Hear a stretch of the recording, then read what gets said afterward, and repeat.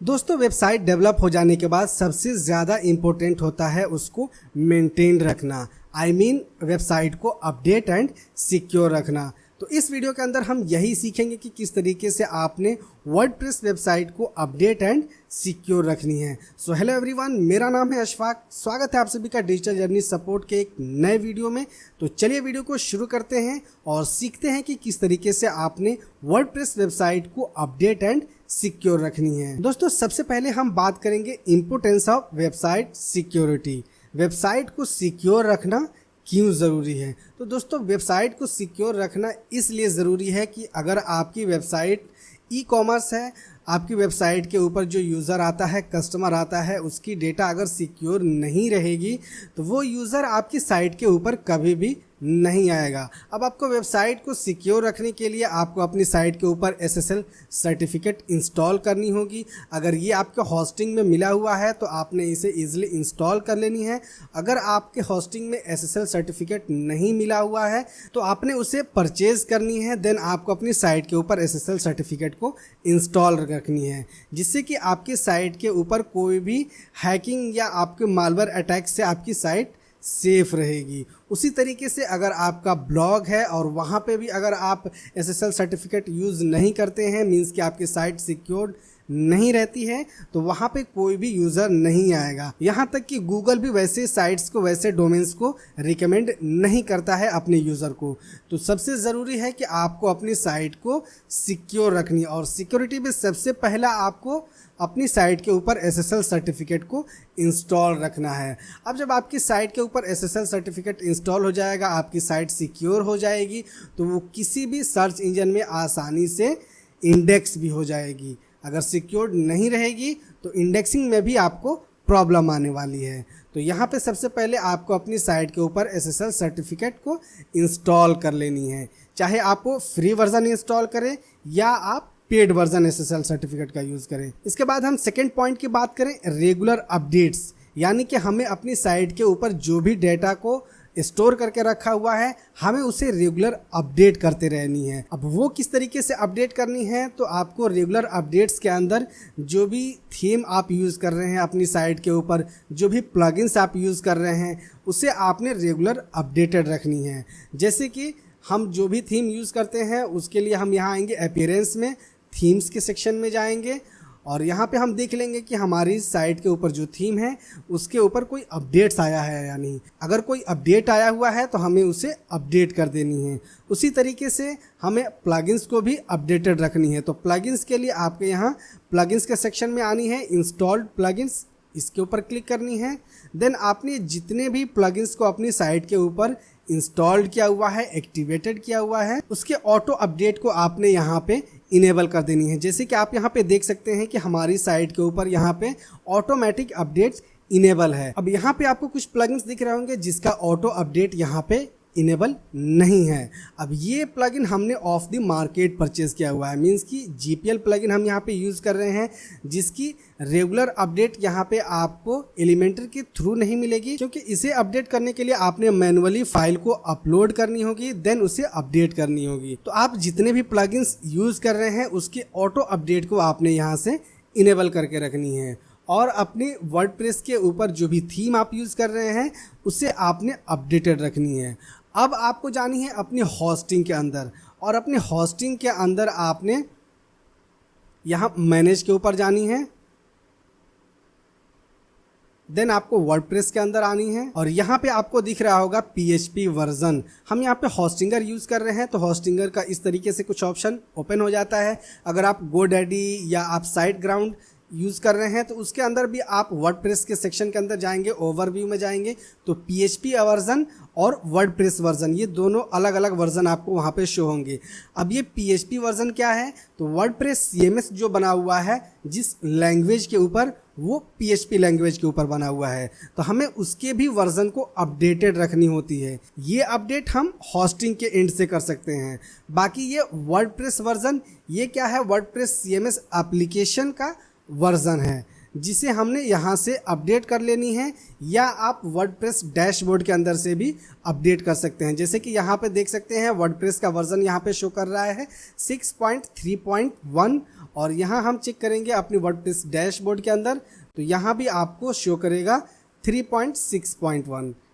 इसके लिए हम आएंगे यहाँ अपडेट्स के अंदर और यहाँ पे आप देख सकते हैं कि करंट वर्जन हमारा 6.3.1 अपडेटेड है। इन दोनों वर्जन्स को आपने अपडेटेड रखनी है। तो कुछ इस प्रकार से आपने अपनी साइट के सभी अपडेट्स को मेंटेन रखनी है।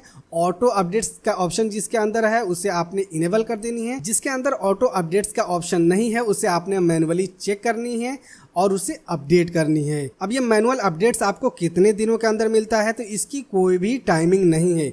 ये मैनुअल अपडेट्स आपको 1 दिन 2 दिन के बाद भी मिल जाता है या आपको 6 महीने तक कोई अपडेट्स ही ना आए। तो आपको चाहिए कि मिनिमम आप 1 वीक के अंदर अपनी होस्टिंग को भी ओपन करके अपनी साइट को भी ओपन करके देख लें। जो लोग वर्डप्रेस पे ब्लॉग रन करते हैं वो तो रेगुलरली अपनी वेबसाइट को अपने ब्लॉग को अपडेट करते रहते हैं, लेकिन जिन्होंने अपनी ई कॉमर्स साइट शुरू की है या जो लोग अपनी पोर्टफोलियो वेबसाइट क्रिएट किए हुए हैं वर्डप्रेस के ऊपर, वो टाइम टू टाइम अपनी वेबसाइट को चेक नहीं करते हैं, अपनी होस्टिंग के एंड को भी चेक नहीं करते हैं, जिसके रीज़न उनकी वेबसाइट स्लो डाउन होते जाती है और एक समय ऐसा आता है कि उनकी साइट बिल्कुल ही ओपन नहीं होती है।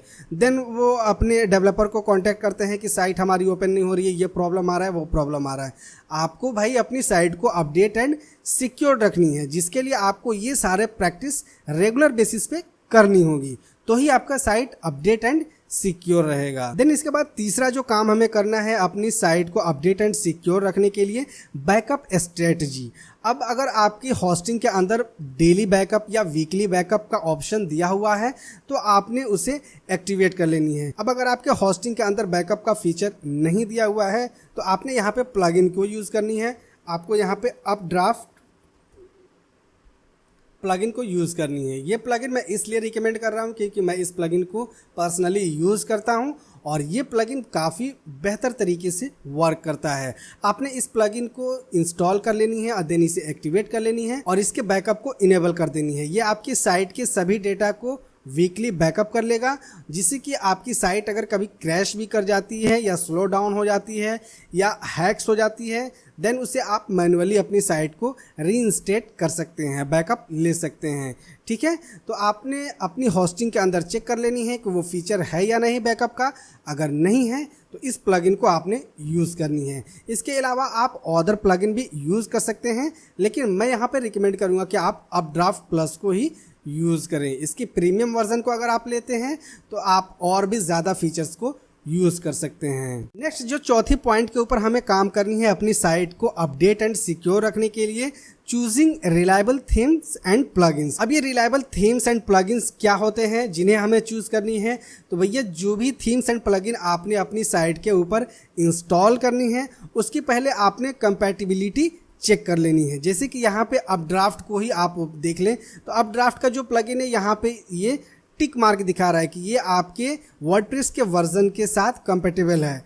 जो थीम एंड प्लगइन आपके वर्डप्रेस वर्जन के साथ कंपेटेबल नहीं है, जैसे कि यहाँ पे देख सकते हैं कि ये monitor.chat का ये जो प्लगइन है यहाँ पे लिख रहा है untested with your version of WordPress. तो ऐसे प्लगइन्स को आपने इंस्टॉल नहीं करनी है, क्योंकि इस प्लगइन के अंदर यहाँ पे देख रहे हैं कि यहाँ पे 2 साल से कोई अपडेट ही नहीं आया है। तो वैसे प्लगइन्स और थीम्स के अंदर जो कि रेगुलर अपडेटेड नहीं रहते हैं, आपके वर्डप्रेस वर्जन के साथ अनटेस्टेड हैं, उन्हें यूज़ नहीं करनी है, क्योंकि वैसे प्लगइन्स के अंदर वैसी थीम्स के अंदर सिक्योरिटी ब्रीच आ जाते हैं, जिससे कि आपकी साइट सिक्योर नहीं रहेगी। तो वैसे थीम्स एंड प्लगइन को आपने कभी भी यूज़ नहीं करना है, चाहे वो कितना भी इम्पोर्टेंट थीम और प्लगइन क्यों ना हो। उसके बाद पांचवी जो सबसे इम्पोर्टेंट पॉइंट है जिससे कि हम अपनी साइट को अपडेट एंड सिक्योर रख सकते हैं, हमें स्ट्रॉन्ग पासवर्ड चूज़ करनी है। हमें होस्टिंग के ऊपर भी जो लॉगिन है हमारा, उसके लिए भी हमें स्ट्रॉन्ग पासवर्ड रखनी है। 2 स्टेप वेरिफिकेशन को भी हमें इनेबल करके रखनी है। होस्टिंगर में या साइट ग्राउंड में या गोडेडी का कोई भी होस्टिंग आप यूज़ करते हैं वहाँ पे आपको 2 स्टेप वेरिफिकेशन का ऑप्शन मिल जाएगा, आपने उसे सबसे पहले इनेबल करके रखनी है। ठीक है, उसके बाद आपने अपनी वर्डप्रेस डैशबोर्ड के अंदर वर्डप्रेस एडमिन लॉगिन है उसके भी अंदर आपको स्ट्रॉन्ग पासवर्ड रखनी है। तो ये दोनों काम आपने कर लेनी है, जिससे कि आप अपने एडमिन एरिया को, अपनी होस्टिंग एरिया को आप सिक्योर रख सकें। अब इसके बाद जो सबसे इम्पोर्टेंट पॉइंट हमें ध्यान देनी है अपनी साइट को अपडेट एंड सिक्योर रखने के लिए, कि हमें रेगुलर बेसिस पे अपनी साइट को और अपनी होस्टिंग के एंड को भी मॉनिटर करते रहनी है। जैसे कि अगर मान लीजिए आपके पास टाइम नहीं मिलता है, अगर आप ब्लॉगर हैं तो आप तो रेगुलर अपडेट करते रहेंगे, आपको अपनी साइट के ऊपर ही आके अपनी सारी चीज़ों को अपडेट करनी है। लेकिन अगर आपने ई कॉमर्स साइट को क्रिएट किया हुआ है, आपने पोर्टफोलियो साइट को क्रिएट किया हुआ है, तो आपने कम से कम एक वीक के अंदर आपको एक बार तो अपनी साइट को ओपन करनी है, इसके एडमिन पैनल को, इसके होस्टिंग के एडमिन पैनल को, और वहाँ पे सारी चीज़ें चेक करनी है कि सारी चीज़ें स्टेबल है या नहीं, सिक्योर्ड है या नहीं, अपडेटेड है या नहीं। तो दोस्तों कुछ ये सारे टिप्स हैं जिन्हें आप यूज करके अपनी साइट को अपडेट एंड सिक्योर रख सकते हैं, जिससे कि आपकी साइट की रैंकिंग भी इंप्रूव होगी और जो यूजर, जो कस्टमर आपकी साइट के ऊपर आएगा वो ट्रस्ट भी करेगा।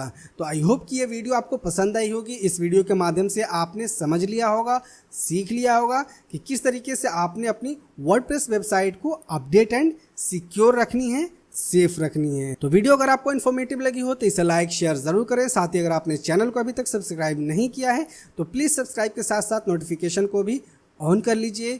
मिलते हैं नेक्स्ट वीडियो में किसी नए टॉपिक के साथ। जय हिंद।